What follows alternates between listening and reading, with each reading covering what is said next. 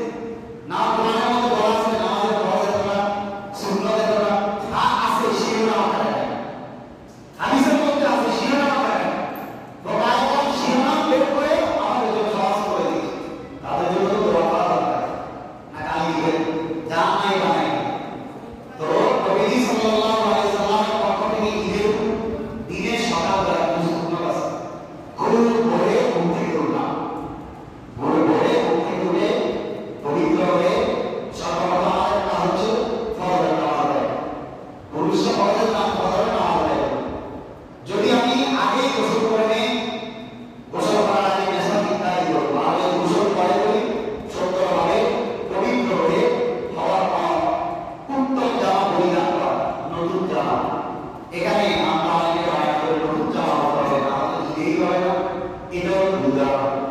কোন হাদিসের মধ্যে নতুন জামার কথা বলা, উত্তম জামার কথা বলা হচ্ছে। এই জন্য উত্তম জামা পরিধান করে খুশবু ইত্যাদি লাগিয়ে এরপরে রাস্তার ডান পাশে চলে ঈদগাহে আসে। ঈদগাহের কথা বললে তো আরেকটা কথা বলতে হবে।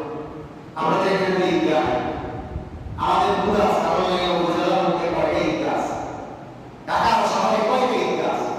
প্রায় মানুষ মসজিদে নামাজ আদায় করে, অনেকের বাড়ি কষ্ট মসজিদে গিয়ে নামাজ আদায় করে। হ্যাঁ, বিশাল স্থানে যদি সংকুলন হওয়ার মতো জায়গা থাকে ওখানে আদায় করা যায়, কোনো প্রকার সমস্যা।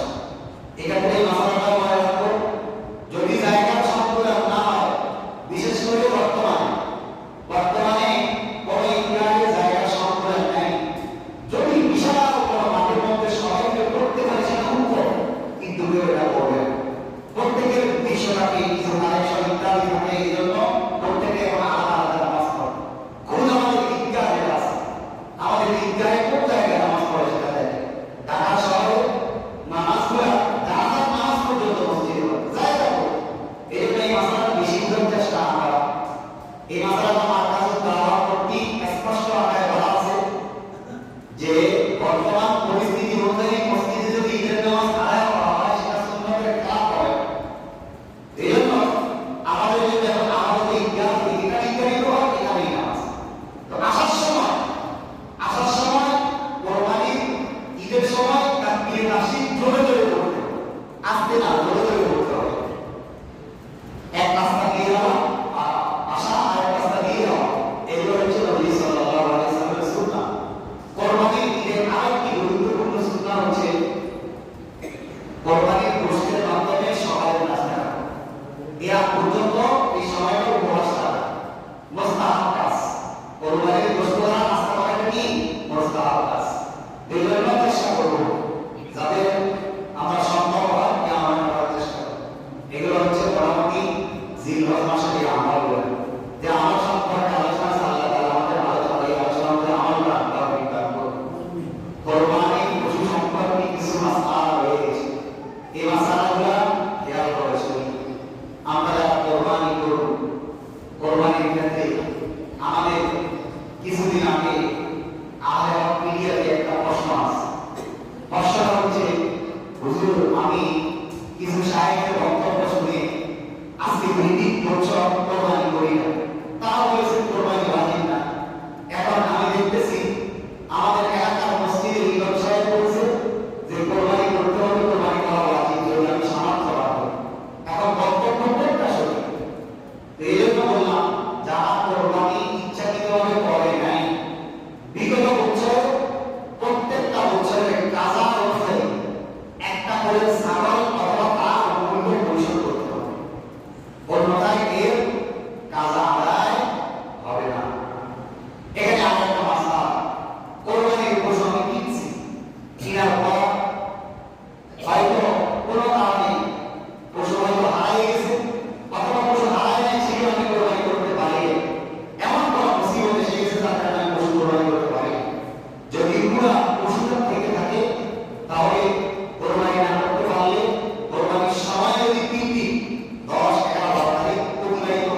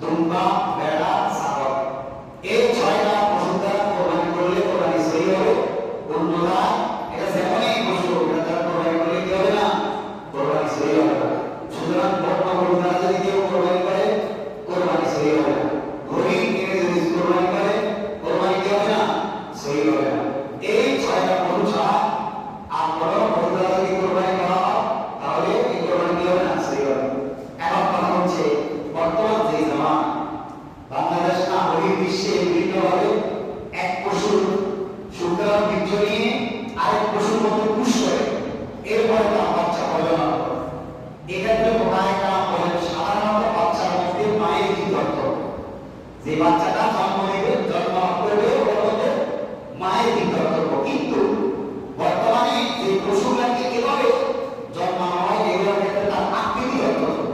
আকৃতিটা দেখতে হবে হালাল বড় পশুর সাথে মিলে, হালাল পশুর সাথে যদি মিলে মোটামুটি, তাহলে সেটা তারা কোরবানি করা যাবে। অন্যথায় এমন পশু দ্বারা কোরবানি করলে কোরবানি কি হবে না, সহি হবে। এই যে ছয়টা পশু, ছয় পশুর জন্য আমরা পেরেশান হয়ে গেল।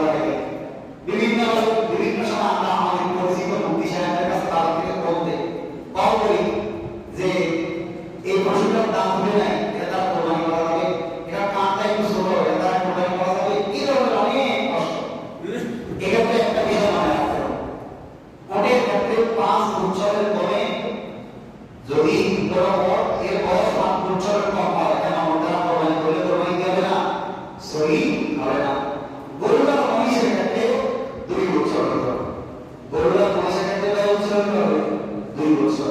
2 বছরের কমে যদি কোনো গরু কোরবানি করা, বাজারে তো অনেক গরু উঠছে, আপনি বাজারে যায় দেখতেছেন, দেখতে অনেক বড় সড়ো লাগতেছে, একটা পশু এনে সবাই দিয়েই দিবে, আপনার কোরবানি কি হবে না হবে সেটা তো ভালো বিশ্বাস। যে ব্যক্তি বিক্রেতাকে জিজ্ঞেস করবে এর বয়স কত, দাঁত সে কি দাঁতে নাই সেটা পরে বেশি, আমরা প্রাধান্য দেই আগে দাঁত সে কি দাঁতে নাই সেটা দিয়ে বসবো, এরপরে আমরা একটা সিদ্ধান্তে যাই যে পশু কি করবো না, আগে পশুর বয়স সম্পর্কে জিজ্ঞেস করবো। এখন কথা হচ্ছে সে যদি বলে 2 বছর হচ্ছে, আমার এটাকে বিবেক করাই হবে, আমার একটা মত মুক্তি আছে, আমার রায় আছে ব্যক্তিগত, তার বলার সাথে যদি আমার রায় চিন্তা ভাবনা মিলে যদি হয়, বাস্তবে সেটা দেখতে হবে 2 বছর না, বিক্রেতার কথার সাথে মিলে, তাহলে আমার পোষণের পায় করতে পারে। জন্মবিদ মুমিনিনা খায়রা হিসাবে, মুমিনদের ব্যাপারে ভালো ধারণা হিসাবে আমি তার কথা বিশ্বাস করে দিলাম। তারপর আমার দেখতে হবে সে বলে দিছে, আমি আমার চিন্তাও করলাম, এখানে একটা চিন্তা মাসালা আছে। যেমন কোনো ব্যক্তি কেবলা নির্ধারণ করতে পারে না, এমন জায়গায় গেছে পশ্চিম দিক পূর্ব নির্ধারণ করতে পারে। শরীয়ত কিন্তু সর্বপ্রথম তাকে অনুমতি এটা দিয়েছে যে এখানে যদি এমন কোনো ব্যক্তি থাকে যাকে জিজ্ঞেস করা হয়, যায় তাকে জিজ্ঞেস করবে। এটা হচ্ছে 1 নম্বর কাজ, জিজ্ঞেস করার লোক নাই, এরপরে নিজের পক্ষ থেকে চিন্তা করা কোন দিক হতে পারে, পশ্চিম কোন দিক হতে পারে, চিন্তা ভাবনার পর মন যখন একদিক সায় দেয় সেই দিকে দাঁড়িয়ে নামাজ পড়া, এটা হচ্ছে কোরআনের পক্ষ থেকে মাসালা।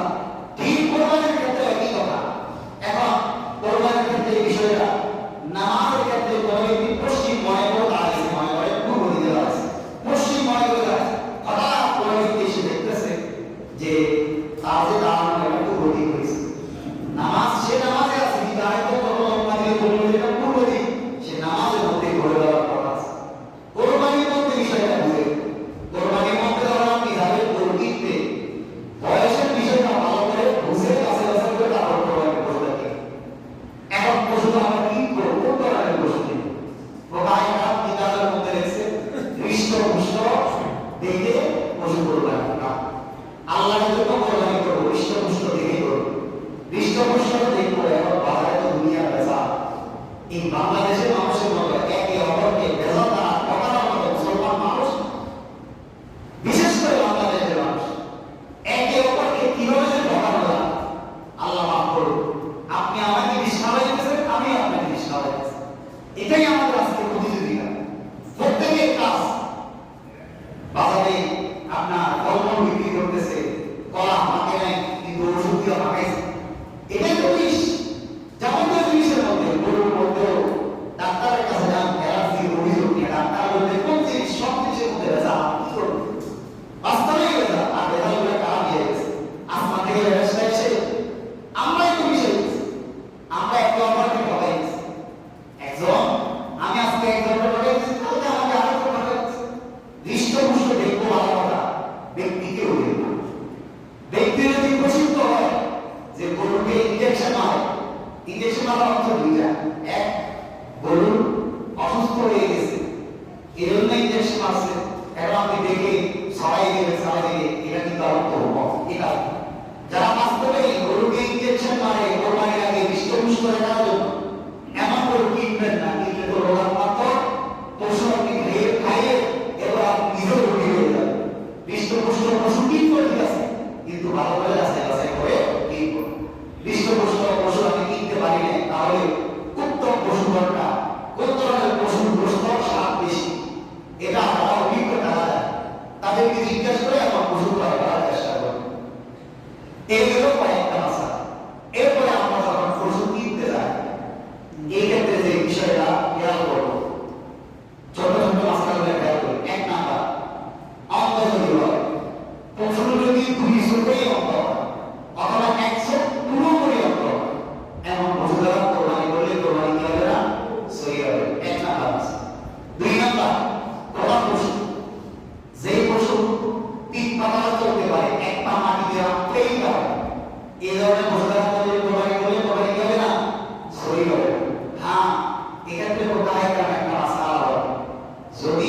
ওই পশুটা আপনার 3 পা পুরোপুরি রাখতে পারে, আরেকটা কিছু কিছু রাখতে পারে। তো এটাকে পরীক্ষা কিভাবে করবো? এটা এক চোখ বন্ধ করে আপনার জবাই স্থান পর্যন্ত, দূরবর্তী স্থান পর্যন্ত ঘাস রেখে পরীক্ষা করবো সেখানে যাইতে পারে। যদি আরেকটা পাকে সামান্য সামান্য রেখেও যাইতে পারে, এমন পশুরা কোরবানি করলে কোরবানি কি হবে? সহি হবে, কোনো প্রকার কি নেই, সমস্যা। বন্ধা করুন যে গরুর বাচ্চা হয় এমন পশুরা যদি কোরবানি করি, কোরবানি সহি হবে, কোনো প্রকার কি নেই, সমস্যা নেই।